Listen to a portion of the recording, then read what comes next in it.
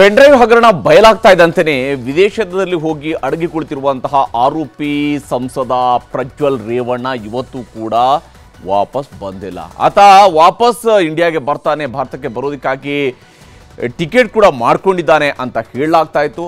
ಆದರೆ ಕಡೆ ಕ್ಷಣದಲ್ಲಿ ಆತ ಫ್ಲೈಟ್ ಹತ್ತಿಲ್ಲ ಅನ್ನೋದು ಕನ್ಫರ್ಮ್ ಆಗಿದೆ. ಇನ್ನೊಂದು ಕಡೆಯಲ್ಲಿ ಪೆನ್ಡ್ರೈವ್ ವಿಷಯದಲ್ಲಿ ಕಾಂಗ್ರೆಸ್ನವರ ಮೊಬೈಲ್ ಪರಿಶೀಲನೆ ಆಗಬೇಕು ಅಂತ ಪ್ರತಿಪಕ್ಷ ನಾಯಕ ಆರ್ ಅಶೋಕ್ ಒತ್ತಾಯಿಸ್ತಾ ಇದ್ದಾರೆ.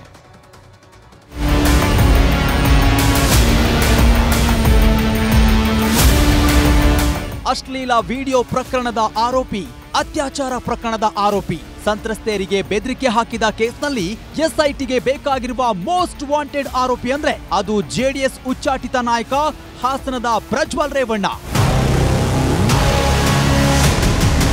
ವಿದೇಶಕ್ಕೆ ಹೋಗಿ 19 ದಿನಗಳಾದ್ರೂ ಸಣ್ಣ ಸುಳಿವನ್ನು ಪ್ರಜ್ವಲ್ ರೇವಣ್ಣ ಬಿಟ್ಟುಕೊಟ್ಟಿಲ್ಲ. ಫಾರಿನ್ನಲ್ಲೇ ಕೂತ್ಕೊಂಡು ಎಸ್ಐಟಿಗೆ ಪೊಲೀಸರ ಜೊತೆ ಆಸಾಮಿ ಕಣ್ಣಾಮುಚ್ಚಾಲೆ ಆಟ ಆಡ್ತಿದ್ದಾನೆ. ಮೇ 3ಕ್ಕೆ ಬೆಂಗಳೂರಿಗೆ ವಾಪಸ್ ಬರಲು ಟಿಕೆಟ್ ಬುಕ್ ಆಗಿತ್ತು. ಆದ್ರೆ ಮೇ 3ಕ್ಕೆ ವಿಮಾನದ ಟಿಕೆಟ್ ರದ್ದು ಮಾಡಿದ್ದ ಪ್ರಜ್ವಲ್ ರೇವಣ್ಣ ಮೇ 15ಕ್ಕೆ ಮತ್ತೆ ಬೆಂಗಳೂರಿಗೆ ವಿಮಾನ ಟಿಕೆಟ್ ಬುಕ್ ಮಾಡಿದ್ದ ಮಾಹಿತಿ ಸಿಕ್ಕಿತ್ತು. ಇವತ್ತು ಮಧ್ಯಾಹ್ನ 2 ಗಂಟೆಗೆ ಹೊರಟು ಮಧ್ಯರಾತ್ರಿ 12:30ಕ್ಕೆ ಬೆಂಗಳೂರಿಗೆ ಬರಬೇಕಾಗಿತ್ತು ಪ್ರಜ್ವಲ್ ರೇವಣ್ಣ. ಅದಕ್ಕಂತಾನೆ 3.5 ಲಕ್ಷ ರೂಪಾಯಿ ಕೊಟ್ಟು ಬಿಸಿನೆಸ್ ಕ್ಲಾಸ್ ಟಿಕೆಟ್ ಬುಕ್ ಮಾಡಿದ್ರು. ಆದ್ರೆ ಮಧ್ಯಾಹ್ನದ ವಿಮಾನ ಟೇಕ್ ಆಫ್ ವೇಳೆ ಪ್ರಜ್ವಲ್ ರೇವಣ್ಣ ಗೈರಾಗಿದ್ದಾರೆ. ಬೆಂಗಳೂರಿಗೆ ಹೊರಟ ವಿಮಾನದಲ್ಲಿ ಬೋರ್ಡಿಂಗ್ ಆಗಿಲ್ಲ. ಪ್ಯಾಸೆಂಜರ್ ಲಿಸ್ಟ್ ನಲ್ಲಿ ಪ್ರಜ್ವಲ್ ರೇವಣ್ಣ ಹೆಸರು ಉಲ್ಲೇಖವಿಲ್ಲ. ಈಗ ಮತ್ತೆ ಪ್ರಜ್ವಲ್ ರೇವಣ್ಣ ಟಿಕೆಟ್ ಬುಕಿಂಗ್ ಮಾಡಬಹುದು ಅಂತ ಮಾಹಿತಿ ಸಂಗ್ರಹಿಸೋಕೆ ಎಸ್ಐಟಿ ಏರ್ಪೋರ್ಟ್ ನಲ್ಲೇ ಠಿಕಾಣಿ ಹೂಡಿದೆ. ಪ್ರಜ್ವಲ್ ರೇವಣ್ಣ ವಿದೇಶದಿಂದ ಯಾವಾಗ ಬರ್ತಾರೆ ಅಂತ ಕೇಳಿದ್ರೆ ಗೃಹ ಸಚಿವ ಪರಮೇಶ್ವರ್ ಸಿಟ್ಟಾದ್ರು. ಯಾರ ಕಾಂಟ್ಯಾಕ್ಟ್ಗೂ ಪ್ರಜ್ವಲ್ ಸಿಕ್ತಿಲ್ಲ ಅಂತ ಜೆಡಿಎಸ್ ನಾಯಕ ಜಿಟಿ ದೇವೇಗೌಡರು ಜಾರಿಕೊಂಡ್ರು. ಯಾಕೆ ಹೋದ್ರು, ಏನಕ್ಕೆ ಹೋದ್ರು, ಯಾವ ಬರ್ತಾರೆ, ಯಾವ ಬರಲ್ಲ, ಇದು ಯಾರಿಗೂ ಅದ ಸುದ್ದಿ ಸುಳಿವು ಇಲ್ಲ. ಅವ್ರಿಗೆ ಇಲ್ಲ ಅಂದ್ಮೇಲೆ ನಮ್ಗಳಿಗೆ ಹೆಂಗ್ ಗೊತ್ತಾಯ್ತದೆ? ಅದ್ಯಾವುದು ಅಮ್ಮ ಸುಳ್ಳು ಹೇಳಕ್ಕಾಗಲ್ಲ. ಅವ್ರ ಮನೆಯವ್ರಿಗೂ ಗೊತ್ತಿಲ್ಲ, ನಮಗೂ ಕೂಡ ಗೊತ್ತಿಲ್ಲ. ಈಗ ಮಾಡ್ತಾ ಇದಾರಲ್ಲ ಅವರೇ 196 ರಾಜ್ಯಗಳಿಗೂ ದೇಶಗಳಿಗೂ ಬ್ಲೂ ಕಾರ್ಡ್ ಅನ್ನ ಬಿಟ್ಟಿದ್ದಾರೆ. ಅದರಿಂದ ಅದ್ರ ಮೂಲಕ ಹಿಡಿತಾರೆ ಅಂತಕ್ಕಂಥದ್ದನ್ನ ನೋಡಿದ್ವಿ ಪೇಪರ್. ಯಾವರ ಸಂಪರ್ಕಕ್ಕೂ ಕೂಡ ಅವರು ಸಿಕ್ಕಿಲ್ಲ. ಟಿಕೆಟ್ ಬುಕ್ ಹಾಕಿರೋ ಮಾಹಿತಿ ನಿಮ್ಮ ಹತ್ರ ಇದೆಯಾ? ಎಲ್ಲೆಲ್ಲ ಹೇಳಿಯಪ್ಪ, ಇದ್ರೆ ಹೇಳಿ, ನಮ್ಗೆ ಸಹಾಯ ಆಗುತ್ತೆ. ಸುಮ್ಮನೆ ಹೇಳ್ಬಾರ್ದು.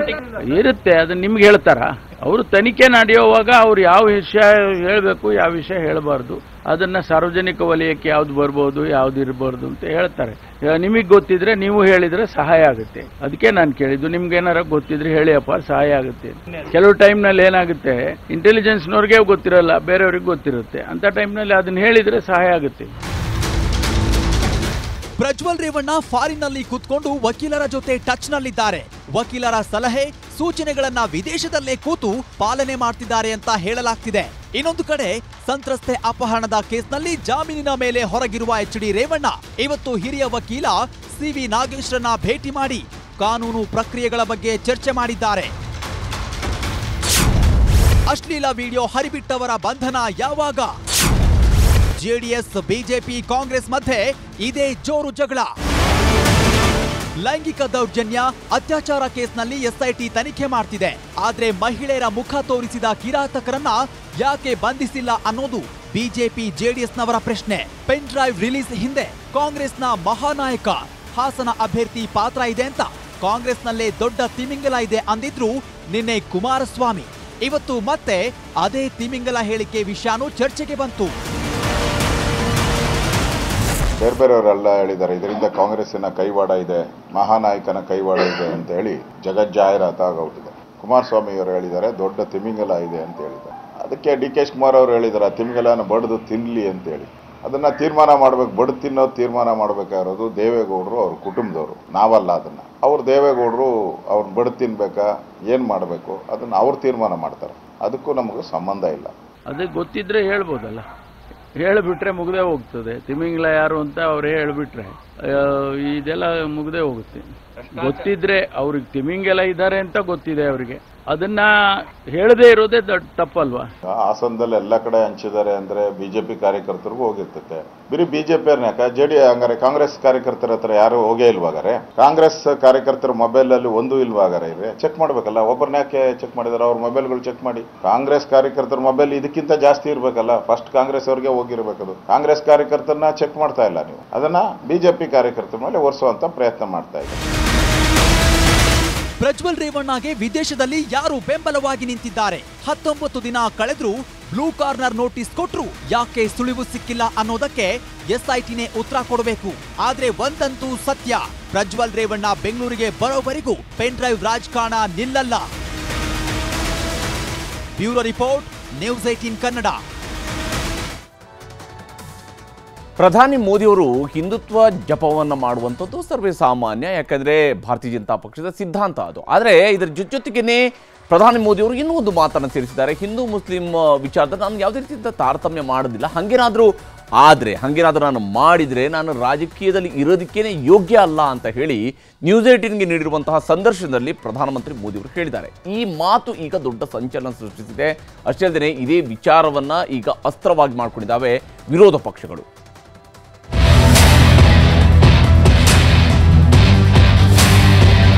ಹಿಂದೂ ಧರ್ಮ, ಹಿಂದುತ್ವ, ಮಂದಿರ ಅಂತೆಲ್ಲ ರಾಜಕಾರಣ ಮಾಡುತ್ತಲೇ ಬಂದವರು ಪ್ರಧಾನಿ ನರೇಂದ್ರ ಮೋದಿ.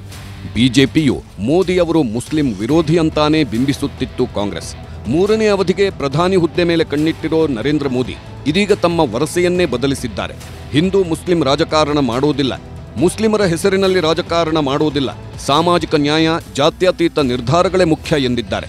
ವಾರಣಾಸಿಯಲ್ಲಿ ನ್ಯೂಸ್ 18 ಇಂಡಿಯಾ ಜೊತೆ ಎಕ್ಸ್ಕ್ಲೂಸಿವ್ ಇಂಟರ್ವ್ಯೂ ಕೊಟ್ಟಿದ್ದಾರೆ. ಮುಸ್ಲಿಮರ ಬಗ್ಗೆ ಸಾಫ್ಟ್ ಮಾತುಗಳನ್ನಾಡಿದ್ದಾರೆ. पहले आलम अलग था और आज की तारीख में मैं आपको पूरी गंभीरता से और संजीदगी से कह सकती हूँ कि ऐसे ऐसे मुसलमान आगे आते हैं जो आपके लिए जान दे सकते हैं. और एक उनका वाक्य है, ना दूरी है ना खाई है, मोदी हमारा भाई है. बड़ा जोर शोर से ऐसे करते हुए नजर आते हैं. बावजूद उसके आप उस धारणा को तोड़ने में क्या नाकामयाब रहे हैं कि मोदी मुसलमानों का नहीं है? पहली बात यह है कि ये मुद्दा मुसलमान का नहीं है. इंडिविजुअल मुसलमान कितना ही मोदी के साथ होगा, लेकिन एक निश्चित विचार प्रवाह है जो उनको आदेश करता है कि आप ये करो या आप वो करो. उसके आधार पर वो निर्णय करते हैं. जहां तक मोदी का सवाल है, एक तो मैं स्कूल में, एक तो मेरा जो घर है ना, मेरे अगल बगल में सारे मुस्लिम परिवार है. तो हमारे घर में ईद भी मनती थी, हमारे घर में और भी त्योहार होते थे. मेरे घर में ईद के दिन खुद का खाना नहीं पकता था. सारे मुस्लिम परिवारों से मेरे यहाँ खाना आ जाता था, क्योंकि मेरे परिवार, हम रहते वहीं है, मेरा घर वहीं है, मेरे यानी 5 कदम के बाद मुस्लिम परिवार है. जब मुहर्रम निकलता था तो हमारा कंपलसरी होता था कि उससे नीचे से निकलो, जैसे परिक्रमा करते हैं ना मंदिरों की, ताजिए के नीचे. हाँ, तो ताजिए के नीचे से निकलो, हमें सिखाया जाता था. तो मैं उस दुनिया से पला बढ़ा हूँ. आज भी मेरे बहुत सारे दोस्त हैं पुराने. मेरा पहले से मंत्र रहा है, सबका साथ सबका विकास. मैं वोट बैंक के लिए काम नहीं करता हूँ, और जो गलत है वो सब मैं गलत कह के रहूंगा. आपने मुसलमानों का जब जिक्र किया तो घुसपैठिया, ज्यादा बच्चा पैदा करने वाला, इसकी क्या जरूरत आन पड़ी थी? मैं हैरान हूँ जी, ये किसने आपको कहा कि जब जाड़े बच्चे की बात होती है तो सिर्फ मुसलमान का नाम जोड़ देते हैं? क्यों मुसलमान के साथ अन्याय करते हैं आप? हमारे यहाँ गरीब परिवारों में भी ये हाल है जी. उनके बच्चों को पढ़ा नहीं पा रहे हैं. किसी भी समाज के हो, गरीबी जहाँ है वहाँ बच्चे भी ज्यादा है. तो आप कह रहे हैं मुसलमान अलग था, ज्यादा बच्चा पैदा करने वाला अलग था? मैंने न हिंदू कहा है न मुसलमान कहा है. मैंने कहा है कि भाई आप उतने बच्चे हो जिसका आप लालन पालन कर सको. सरकार को करना पड़े ऐसी स्थिति मत करो. इस बार मुसलमान आपको वोट देगा? आपको उनके वोट की चाहत है? मैं ये मानता हूँ कि मेरे देश के लोग मुझे वोट देंगे. मैं जिस दिन हिंदू मुसलमान करूंगा ना, उस दिन मैं सार्वजनिक जीवन में रहने योग्य नहीं रहूंगा, और मैं हिंदू मुसलमान नहीं करूंगा. ये मेरा संकल्प है.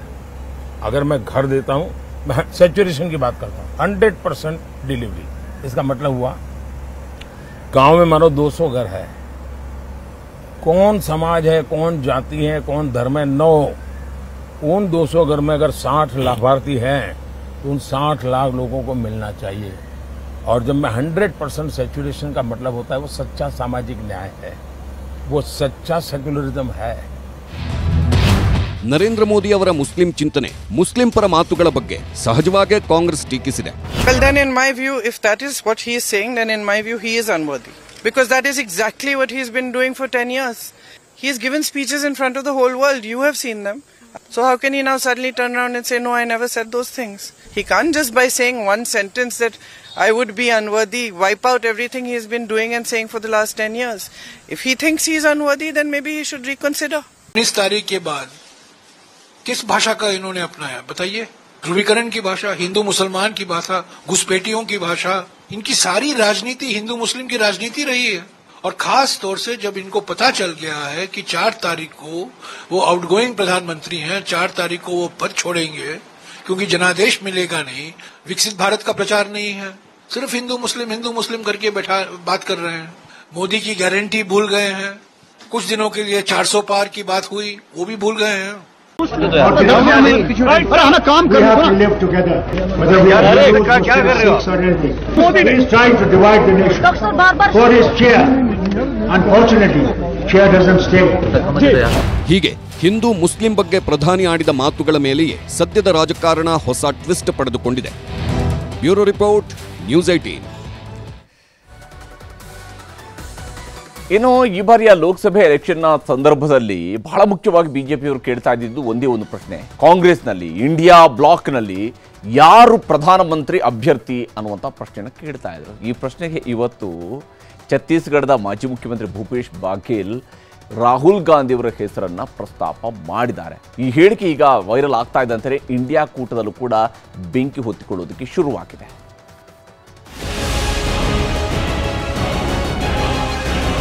इंडिया अलायंस के लोग नाम नहीं बता पा रहे हैं। 5 साल में 5 प्रधानमंत्री, हर वर्ष एक प्रधानमंत्री। अगर हर वर्ष एक प्रधानमंत्री वो लाएंगे जी, तो आप मुझे बताइए कि देश का क्या होगा? भाई इनके पास प्रधानमंत्री का प्रत्याशी ही नहीं है। ಪ್ರಧಾನಿ ಮೋದಿ, ಅಮಿತ್ ಶಾ ಸೇರಿದಂತೆ ಹಲವು ಬಿಜೆಪಿ ನಾಯಕರು ಇಂಡಿ ಕೂಟಕ್ಕೆ ಪದೇ ಪದೇ ಕೇಳುವ ಪ್ರಶ್ನೆ ನಿಮ್ಮ ಪ್ರಧಾನಿ ಅಭ್ಯರ್ಥಿ ಯಾರು ಅಂತ. ಇದಕ್ಕೆ ಉತ್ತರ ರಾಹುಲ್ ಗಾಂಧಿ ಅನ್ನು ಸುಳುವು ಕೊಟ್ಟಿದ್ದಾರೆ ಕಾಂಗ್ರೆಸ್ ನಾಯಕ ಭೂಪೇಶ್ ಬಾಘೇಲ್. ಕಾಂಗ್ರೆಸ್ ಭದ್ರಕೋಟೆ ರಾಯ್ಬರೇಲಿಯಲ್ಲಿ ರಾಹುಲ್ ಗಾಂಧಿ ಪರ ಭೂಪೇಶ್ ಬಾಘೇಲ್ ಪ್ರಚಾರ ಮಾಡಿದ್ರು. ಈ ವೇಳೆ ಇಂದಿರಾ ಗಾಂಧಿ ನಂತರ ಮತ್ತೊಬ್ಬ ಪ್ರಧಾನಿ ಆಯ್ಕೆ ಮಾಡಲು ಅವಕಾಶ ನಿಮಗಿದೆ ಅಂದ್ರು. ಇದು ಇಂಡಿಯಾ ಕೂಟದಲ್ಲಿ ಚರ್ಚೆಗೆ ಕಾರಣವಾಗಿದೆ. इंदिरा जी के बाद अब अवसर आया है कि आप इस लोकसभा से आप सांसद नहीं बल्कि प्रधानमंत्री होने जा रहा है, जिसके आप सब गवाह बनेंगे, साक्षी बनेंगे और उसमें आप भागीदार बनेंगे. ಭೂಪೇಶ್ ಬಾಘೇಲ್ ಹೇಳಿಕೆಯಿಂದ ಇಂಡಿ ಒಕ್ಕೂಟದಲ್ಲಿ ಸಂಚಲನ ಸೃಷ್ಟಿಸಿದೆ. ಈ ಬಗ್ಗೆ ಸಮಾಜವಾದಿ ಪಕ್ಷದ ನಾಯಕ ಅಖಿಲೇಶ್ ಯಾದವ್ರನ್ನ ಕೇಳಿದ್ರೆ ನಾನು ಇದಕ್ಕೆ ಉತ್ತರ ನೀಡಲ್ಲ ಎಂದಿದ್ದಾರೆ. ಇದು ನಮ್ಮ ಸ್ಟ್ರಾಟಜಿಯ ಒಂದು ಭಾಗವಾಗಿದೆ ಎಂದ್ರು. ಜೊತೆಗೆ ಈ ಸಲ ಮೋದಿ ಮನೆಗೆ ಹೋಗೋದಕ್ಕೆ ಕೌಂಟ್ ಡೌನ್ ಶುರುವಾಗಿದೆ ಅಂತಾನು ಭವಿಷ್ಯವಾಣಿನೂ ನುಡಿದ್ರು.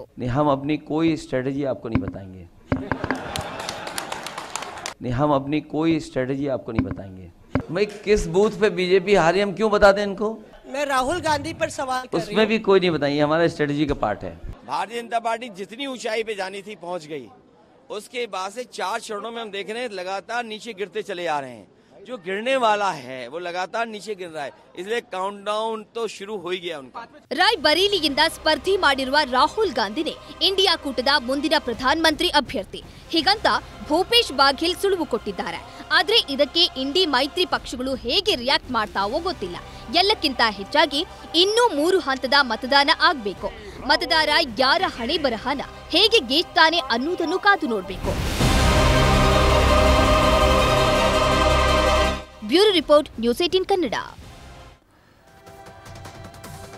ಕರ್ನಾಟಕದಲ್ಲಿ ಲೋಕಸಭೆ ಚುನಾವಣೆ ಮುಗಿದಿದೆ. ಎಲ್ಲರ ಚಿತ್ತ ಈಗ ಜೂನ್ 4ರವರೆಗೆ ಕಾಯಲೇಬೇಕು. ಆ ಫಲಿತಾಂಶ ಬರೋದ್ರ ಕಡೆಗೆ ನೋಡಲೇಬೇಕಿರುವಂಥದ್ದು. ಇದರ ನಡುವೆ ಒಂದಿಷ್ಟು ಆಂತರಿಕ ಲೆಕ್ಕಾಚಾರಗಳು, ಆಂತರಿಕ ವರದಿಗಳು ಕೂಡ ಹೊರಬೀಳ್ತಾ ಇದ್ದಾವೆ. ಟಾರ್ಗೆಟ್ ರೀಚ್ ಆಗದಿದ್ದರೆ ನಾಯಕರ ಕುರ್ಚಿಗೆ ಕುತ್ತು ಅನ್ನುವಂತಹ ಮಾತು ಕೂಡ ಇತ್ತು. ಕೆಲವು ಮಂತ್ರಿಗಳ ಮಂತ್ರಿಸ್ಥಾನವೂ ಕೂಡ ಹೋಗ್ಬೋದು ಅನ್ನೋಂಥದ್ದೇ ಇತ್ತು. ಆದರೆ ಈಗ ಯಾರ ವರದಿಯಲ್ಲಿ ಏನಿದೆ, ಯಾವ ಸ್ವರೂಪದಲ್ಲಿ ಎಷ್ಟು ಸ್ಥಾನಗಳನ್ನು ಗೆಲ್ಲೋದಕ್ಕೆ ಸಾಧ್ಯ ಆಗುತ್ತೆ ಅನ್ನೋದ್ರ ಬಗ್ಗೆನ ಡೀಟೇಲ್ಸ್ ಇದೆ.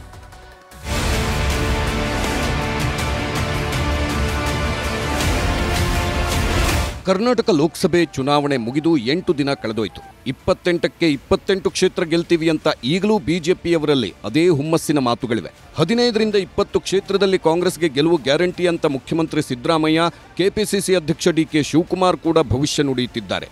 ಯಾರು ಎಷ್ಟು ಸೀಟು ಗೆಲ್ತಾರೋ ಬಿಡ್ತಾರೋ, ಆದರೆ ಕಡಿಮೆ ಸೀಟು ಬಂದರೆ ರಾಜ್ಯ ರಾಜಕಾರಣದಲ್ಲಿ ಧ್ರುವೀಕರಣ ಆಗೋದು ನಿಶ್ಚಿತ, ದೊಡ್ಡವರ ತಲೆದಂಡ ಆಗೋದು ಖಚಿತ ಅನ್ನೋದು ಮತ್ತೆ ಮುನ್ನೆಲೆಗೆ ಬಂದಿದೆ. ಕರ್ನಾಟಕದಲ್ಲಿ ಬಿಜೆಪಿಗೆ 25ಕ್ಕಿಂತ ಕಡಿಮೆ ಸ್ಥಾನ ಬಂದರೆ ಬಿವೈ ವಿಜಯೇಂದ್ರ ತಲೆದಂಡ ಆಗಬಹುದು. ಮೊದಲು ಬಿಜೆಪಿ ರಾಜ್ಯಾಧ್ಯಕ್ಷ ಸ್ಥಾನದಿಂದ ವಿಜಯೇಂದ್ರ ಔಟ್ ಆಗಬಹುದು. ತಲೆದಂಡ ಆಗದಿದ್ದರೆ ಯಡಿಯೂರಪ್ಪ ಕುಟುಂಬದ ವಿರುದ್ಧ ಸಮರ ಸಾರಲು ಸಿದ್ಧತೆಗಳಾಗ್ತಿದ್ದು, ಬಸನಗೌಡ ಪಾಟೀಲ್ ಯತ್ನಾಳ್ ನೇತೃತ್ವದ ಬಣ ಅಖಾಡಕ್ಕೆ ಇಳಿಯುವ ಸಾಧ್ಯತೆ ಇದೆ. ಆಮೇಲೆ ಬಿಜೆಪಿ ಪಕ್ಷದ ಹುದ್ದೆಗಳಲ್ಲಿ ಬದಲಾವಣೆ ಆಗಬಹುದು. ವಿಪಕ್ಷ ನಾಯಕ ಅಶೋಕ್ ಸ್ಥಾನಕ್ಕೂ ಕುತ್ತು ಬರುವ ಸಾಧ್ಯತೆ ತಳ್ಳಿ ಹಾಕುವ ಹಾಗಿಲ್ಲ.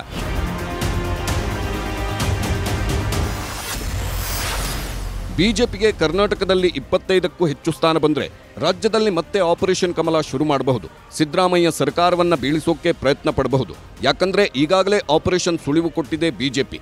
ಮಹಾರಾಷ್ಟ್ರ ಮಾದರಿ ಆಪರೇಷನ್ ಮಾಡಲು ಆಪರೇಷನ್ ನಾಥ್ ಬಗ್ಗೆ ಪ್ರಸ್ತಾಪನೂ ಆಗಿದೆ.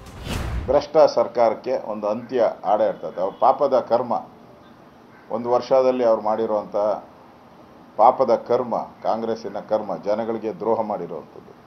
ಯಾಕಾದರೂ ಕಾಂಗ್ರೆಸ್ ಗೆಲ್ತು ಅಂತ ಕಾಂಗ್ರೆಸ್ ಶಾಸಕರಿಗೆ ಅನಿಸ್ಬಿಟ್ಟಿದೆ. ಆ ಪರಿಸ್ಥಿತಿ ಇದೆ. ಕಾಂಗ್ರೆಸ್ ಅವರೇ ಸರ್ಕಾರವನ್ನು ಬೀಳಿಸ್ತಾರೆ.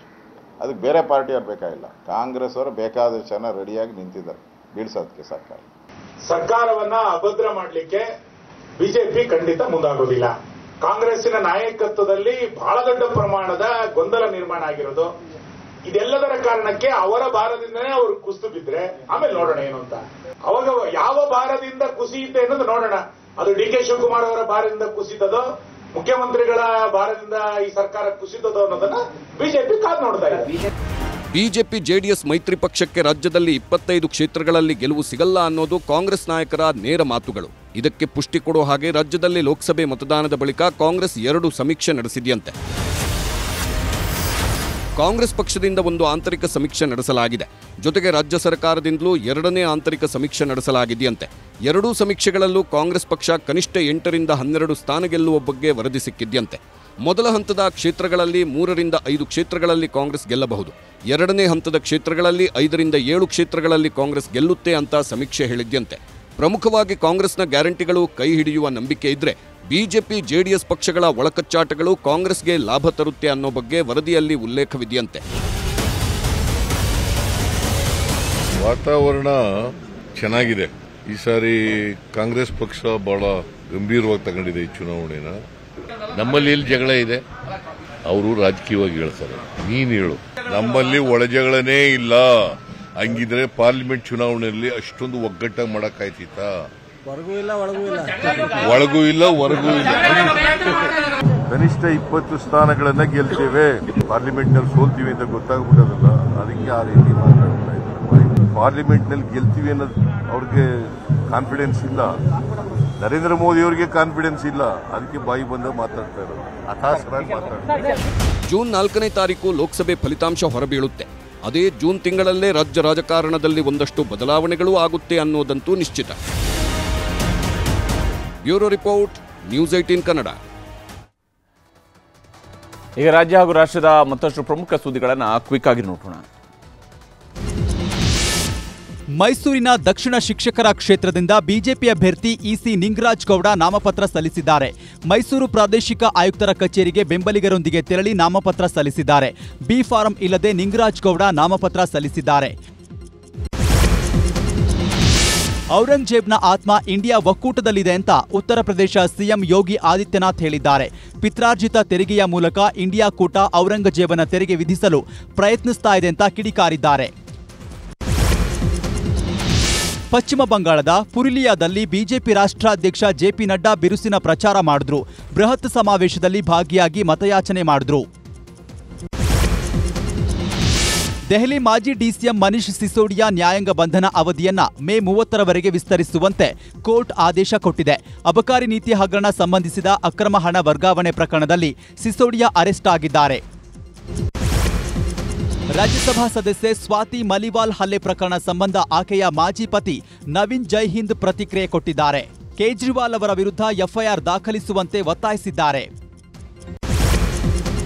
ಇಡಿ ನೀಡಿದ ಸಮನ್ಸ್ ವಿರುದ್ಧ ಅರವಿಂದ್ ಕೇಜ್ರಿವಾಲ್ ಸಲ್ಲಿಸಿದ ಅರ್ಜಿಯ ವಿಚಾರಣೆಯನ್ನ ಹೈಕೋರ್ಟ್ ಜುಲೈ 11ಕ್ಕೆ ನಿಗದಿಪಡಿಸಿದೆ. ಪ್ರಚಾರಕ್ಕಾಗಿ ಜೂನ್ 1ರವರೆಗೆ ಕೇಜ್ರಿವಾಲ್ಗೆ ಕೋರ್ಟ್ ಮಧ್ಯಂತರ ಜಾಮೀನು ನೀಡಿದೆ. ಗೃಹ ಸಚಿವಾಲಯ ಇವತ್ತು ಪೌರತ್ವ ತಿದ್ದುಪಡಿ ಕಾಯ್ದೆಯಡಿ 14 ಜನರಿಗೆ ಪೌರತ್ವ ಪ್ರಮಾಣ ಪತ್ರಗಳನ್ನು ಹಸ್ತಾಂತರಿಸಿದೆ. ಕೇಂದ್ರ ಗೃಹ ಕಾರ್ಯದರ್ಶಿ ಅಜಯ್ ಕುಮಾರ್ ಭಲ್ಲಾ ಕೆಲವು ಅರ್ಜಿದಾರರಿಗೆ ಪೌರತ್ವ ಪ್ರಮಾಣ ಪತ್ರವನ್ನ ನವದೆಹಲಿಯಲ್ಲಿ ಹಸ್ತಾಂತರಿಸಿ ಅಭಿನಂದಿಸಿದ್ರು. ಇರಾನ್ನೊಂದಿಗೆ ವ್ಯಾಪಾರ ಒಪ್ಪಂದ ಇಟ್ಕೊಂಡ ದೇಶ ನಿರ್ಬಂಧ ಎದುರಿಸಬೇಕಾಗುತ್ತೆ, ಹೀಗಂತ ಅಮೆರಿಕ ಎಚ್ಚರಿಕೆ ಕೊಟ್ಟಿದೆ. ಇದಕ್ಕೆ ವಿದೇಶಾಂಗ ಸಚಿವ ಜೈಶಂಕರ್ ಪ್ರತಿಕ್ರಿಯಿಸಿದ್ದು, ಚಾಬಹಾರ್ ಬಂದರಿನಿಂದ ಎಲ್ಲರಿಗೂ ಅನುಕೂಲ ಆಗಲಿದೆ ಅಂದ್ರು. ಅಕ್ರಮ ಹಣ ವರ್ಗಾವಣೆ ಪ್ರಕರಣದಲ್ಲಿ ಜಾರ್ಖಂಡ್ ಗ್ರಾಮೀಣಾಭಿವೃದ್ಧಿ ಸಚಿವ ಅಲಿಂಗೀರ್ ಆಲಂ ಅವರನ್ನ ಇಡಿ ಅರೆಸ್ಟ್ ಮಾಡಿದೆ. ಇದಕ್ಕೂ ಮೊದಲು 9 ಗಂಟೆಗಳ ಕಾಲ ಜಾರ್ಖಂಡ್ ಸಚಿವರನ್ನ ತೀವ್ರ ವಿಚಾರಣೆ ನಡೆಸಲಾಗಿತ್ತು.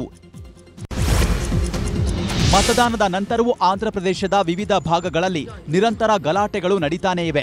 ಈ ಹಿಂಸಾತ್ಮಕ ಘಟನೆಗಳನ್ನು ಚುನಾವಣಾ ಆಯೋಗ ಗಂಭೀರವಾಗಿ ಪರಿಗಣಿಸಿದ್ದು, ಆಂಧ್ರ ಸಿಎಸ್ ಹಾಗೂ ಡಿಜಿಪಿಯನ್ನ ತರಾಟೆಗೆ ತೆಗೆದುಕೊಂಡಿದೆ.